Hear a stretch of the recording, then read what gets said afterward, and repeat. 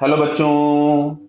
यहां दिया है क्वेश्चन में a source is moving with constant velocity V S 20 metre per second towards a stationary observer due east of the source. मतलब जो observer है वो ईस्ट की तरफ में है। Wind is blowing at a speed 20 metre per second at an angle 60 degree north of east. मतलब ये जो एंगल है that is given from the east. The source has frequency 500 hertz, speed of sound is 300।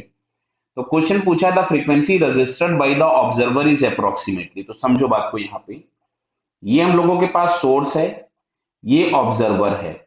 मैं यहाँ पे बना देता हूं आपके रेफरेंस के लिए कि ये नॉर्थ होगा, ये साउथ होगा, ये ईस्ट होगा और ये वेस्ट होगा।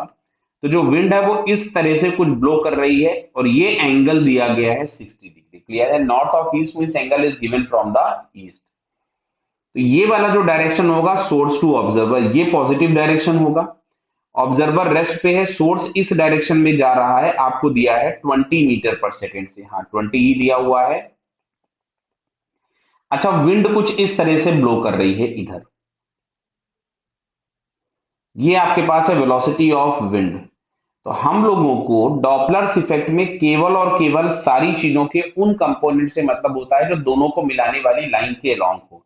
यानी विंड का जो इफेक्टिव कंपोनेंट होगा ये आपके पास आ जाएगा वी विंड कॉस 60। केवल यही हमारे काम का होगा, जो कि हम लोगों के पास हो गया 10 मीटर पर सेकेंड। क्लियर? अब यहां जरा हम डॉपलर्स का फॉर्मूला लिखते हैं, बेसिक फॉर्मूला। तो बेसिक रिलेशन जो हम लोग लिखते हैं that is F apparent is equals to F actual V minus VO upon V minus S एस। अब अगर इसमें कहीं विंड होती है और विंड का जो कंपोनेंट साउंड की डायरेक्शन में है वो ऐड कर दोगे, और अगर अपोजिट है तो माइनस कर दोगे। तो यहां आपको दिख रहा है कि ये जो कंपोनेंट है वो साउंड की डायरेक्शन में है, और यही वाला डायरेक्शन हमारे पास कैसा है? Positive, because source to observer is taken as positive, या direction of sound is taken as positive. तो यहाँ पे हमारे पास आ जाएगा वी विंड ऊपर भी, और यहाँ नीचे भी आपके पास वी विंड हो जाएगा। अगर ये विंड अपोजिट जा रही होती तो हम इसी को वी माइनस वी विंड कर देते। क्लियर है?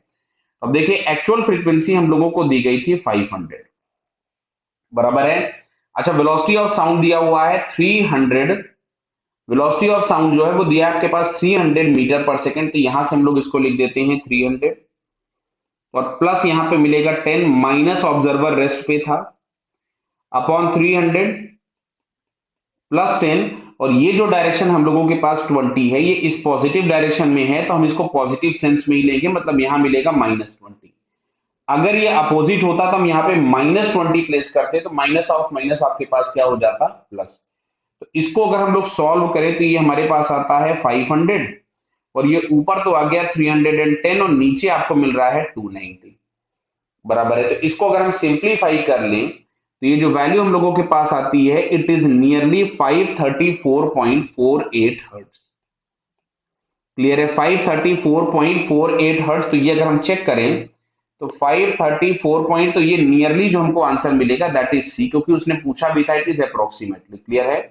तो आंसर हम लोगों के पास यहां से सी वाला करेक्ट हो जाएगा। क्लियर बेटा? Okay, all the best.